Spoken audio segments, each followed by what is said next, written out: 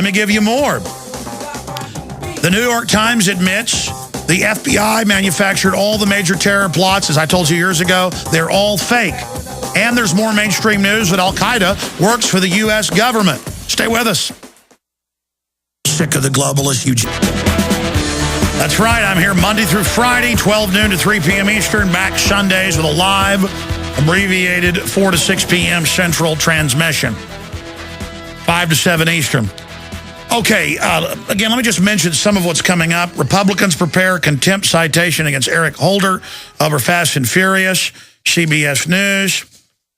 Los Angeles marks 20th anniversary of riots. That's what the Attorney General tried to start with. The whole Trayvon Martin thing. Turned out they had instigators inside the protest. That's why the new Black Panther Party was authorized to call for violence. This is truly a criminal group. You're like, why would the president want riots? It's called problem, reaction, solution. Why would Hitler blow up his own government building and pose as a savior? Yeah, it's called the Hegelian dialectic. We're going to be going over that. Again, after the break, the big news, because it gets into total propaganda.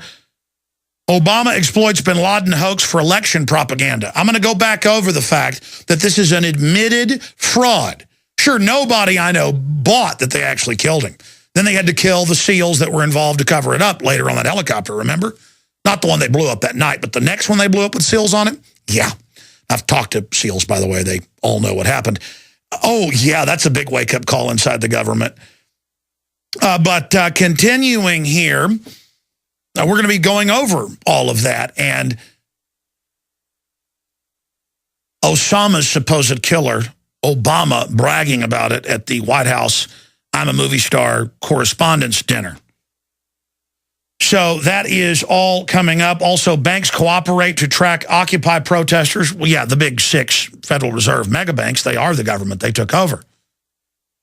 All of that is coming up. Also have a report in the science stack. This is a report out of Reuters. How long have I been telling you this, but here it is.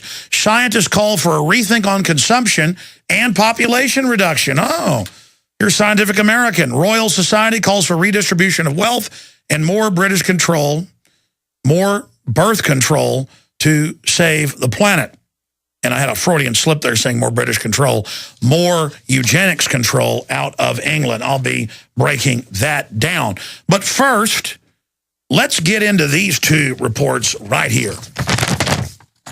Here is the New York Times. And when I saw this, I pinched myself because I've known this. I've reported it ad nauseum. Even some mainstream media has reported on it. If you follow each case, they almost always get dropped. They almost always find a mentally retarded person, generally 75 to 80 IQ, mildly retarded, who has been profiled, been in prison, or is on welfare, or someone who's been had serious head trauma. They've also used head trauma victims as one of their favorites. And I've talked about it. I could go to downtown Austin where I live, and I could find a schizophrenic or a homeless person and offer them $10,000 and get them to dress up in a uniform and say they work for Al-Qaeda and say that they're ready to blow stuff up if I give them $10,000 more. And that's what the FBI does.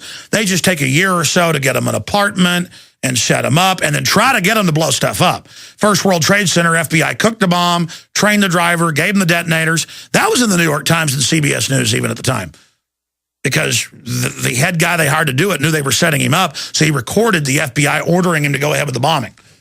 And they let the 2 mentally retarded guys, I'm sorry, that's what happened, go ahead, and thank God they didn't park it up against the column like they were supposed to.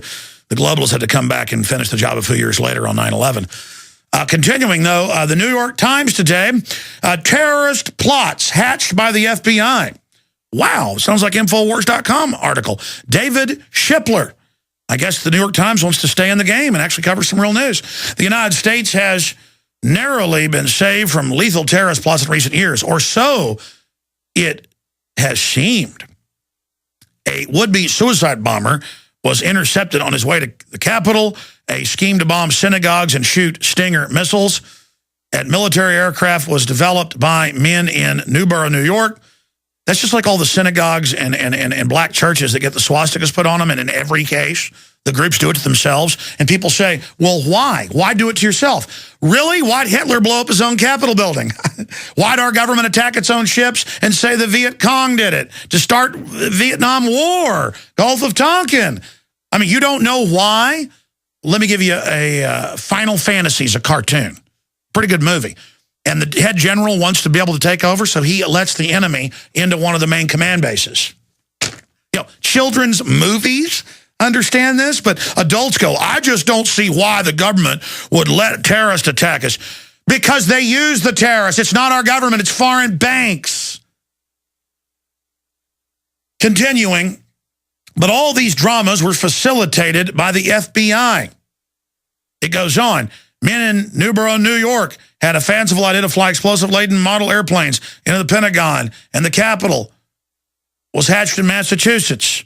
But all these dramas were facilitated by the FBI, whose undercover agents and informers posed as terrorists, offering a dummy missile, fake C4 explosives, a dismantled suicide vest, and rudimentary training. Suspects naively played their parts until they were arrested. Yeah, the guy that was going to blow up the Christmas tree in Portland, turned out he had been totally picked, told to attack the Christmas tree by the FBI. That's the issue. They go find literal loons or mentally retarded people.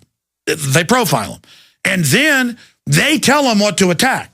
Klan groups, all of it. New Black Panthers, top white supremacists, over and over again. All over the country, it's admitted. When an Oregon student, Osama Muhammad, I mean, what a moron that changed his name to that, thought of using a car bomb to attack a festive Christmas tree lighting ceremony in Portland. The FBI provided a van loaded with 6 55-gallon drums of inert material, harmless blasting caps, and detonator cord, and a gallon of diesel fuel to make the van smell flammable. An undercover FBI agent even did the driving with Mr. Muhammad in the passenger seat to trigger the bomb. And they go, is this legal? Is it legitimate? Folks, of course it's not. The point is the FBI has carried out the attacks before. I point you back to the New York Times back in 1993 with the first World Trade Center attack. Now let me bring you to the next little tidbit. Remember, I pointed out that Breitbart was saying he was going to release that day stuff with Obama at communist meetings and calling for communism and race war and stuff like that. He died hours before he was going to release it. And the media said within an hour and a half, not more than 2 hours, that don't worry, it's natural causes, nothing to see here, move along. Even though it takes 3-4 weeks with Whitney Houston, months for Michael Jackson, anybody else, they within an hour and a half, the media just said, listen, he died normally. We don't know how he died, but just go to sleep. And then the main medical examiner's office came out and said, well, our preliminary autopsy's done, but the toxicology isn't. There's not extreme trauma. There's not too much blunt force trauma. So we're saying that he wasn't killed by that, but we'll have our final report. That got spun into Alex Jones is wrong. Breitbart, Alex Jones is terrible conspiracy theorist. Breitbart, the coroner, says natural causes, when that's not what they said. All I said was we should look into this. Well, what's WorldNet Daily reporting? It's also out in the LA papers. Breitbart's coroner poisoned to death. The police are looking into who may have killed the coroner, who was poisoned and is dead from poison. They've confirmed that. But I'm sure it's a coincidence, right? I mean, the government never lies to us. Everything's fine. Go back to sleep. We'll be right back. Sick of the globalists. Thank you for spending part of your Sunday with us. More and more of America and the rest of the world is waking up that you better be involved in politics or basically get enslaved. And that the true American virtue is being informed and is being involved and is detesting the culture of dependency and big government. But conservatives are waking up to the fact that big mega corporations are funding and manipulating and controlling the politicians, who then turn government into a giant vacuum cleaner to suck up your wealth and transfer it to them in government contracts and bailouts, but more importantly, to shut down the mega corporations' competition. I'm a local Austin, quote, business. I hire over 30 people here locally. I also have contractors in other countries, and people like the Watsons over in England, the Watson brothers, Paul Watson, Steve Watson. But I can't even get a phone call back if I call the city of Austin, and we've done it, and said, yeah, I'd like one of your people to come out and talk about cutting my taxes or getting rid of my local taxes, waiving them like you do for all these big companies, and I'll hire more people. And they laugh at you. But I was reading in California, in a town where Apple only has 10 employees, they pay no taxes. And wherever they have them, they pay no taxes. Because it's Al Gore who's on the board, and they have suicide nets around the Apple factories in China, some of the worst in the planet, because they want pure, giant profits. And that pig, Al Gore, was here a few months ago and got over $8 million cut off in taxes for Apple.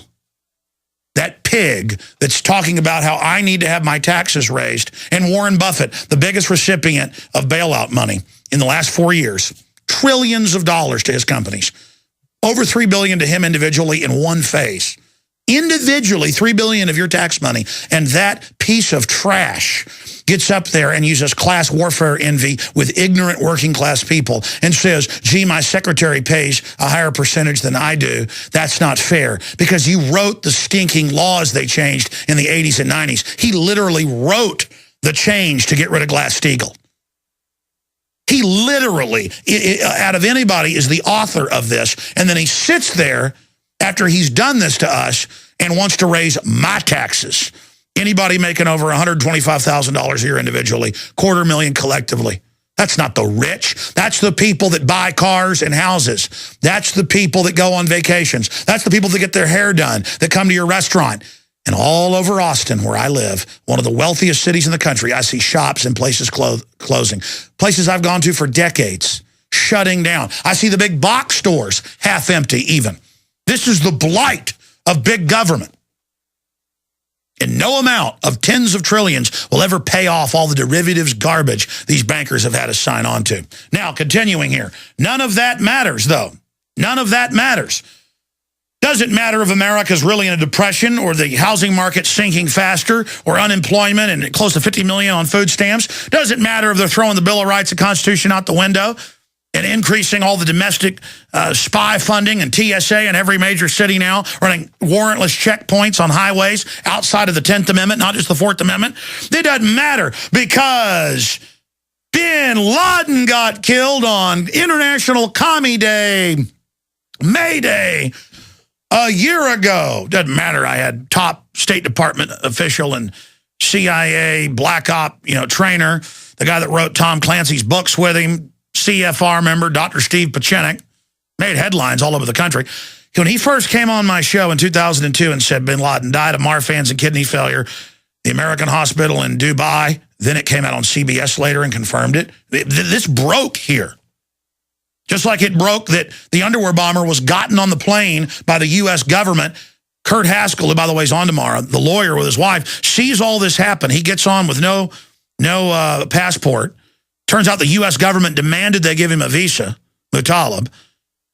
And then a month and a half later on C-SPAN, the Undersecretary of State admits they were ordered by an unnamed agency to get the underwear bomber on the plane, drugged out of his mind. I'm digressing. Pachenik goes, you got a lot of courage. I want to come on your show and tell you something. He comes on, he says he died, he's on ice. Bush is going to roll him out in the 2004 election. This is Pachenik. You can look up Steve Pachenik. They have like Times of London saying, he manipulated the communists into killing the prime minister of Italy and stuff. I mean, this is a guy who assassinated, presidents in foreign countries. Real Mission Impossible guy. Okay, the real deal. By the way, I want to get Pachenik on this week. I keep forgetting because it's this whole bin Laden thing.